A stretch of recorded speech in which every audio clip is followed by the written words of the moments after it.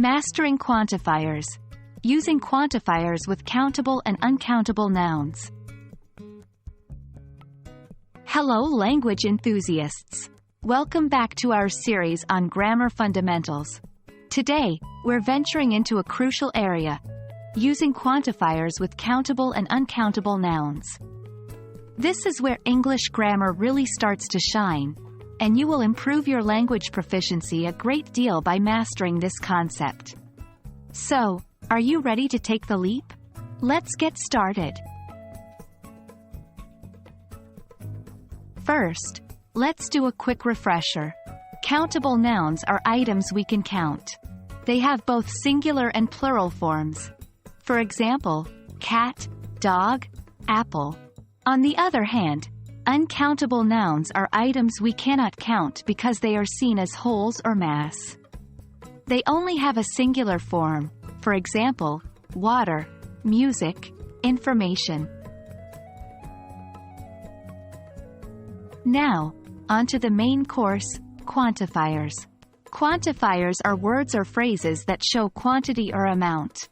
They are often used before a noun to indicate the amount or quantity of the noun.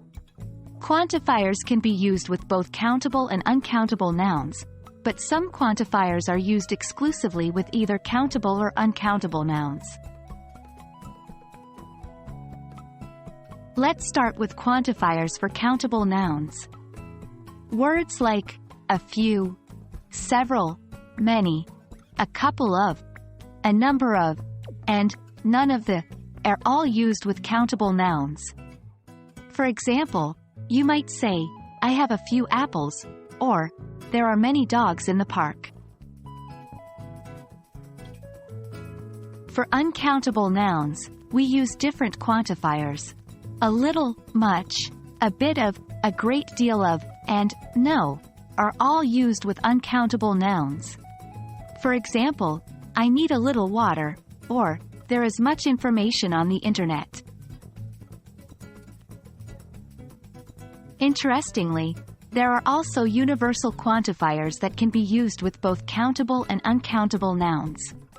Examples include all, some, any, enough, and a lot of. For instance, I have eaten all the apples, countable, and I have drunk all the water, uncountable. And there we have it. You're now equipped with the basics of using quantifiers with countable and uncountable nouns. Remember, practice is key when it comes to mastering English grammar, so be sure to put your new knowledge to use. As always, don't hesitate to re-watch this video if you need a refresher. Thanks for tuning in, and until next time, keep exploring the beauty of English language.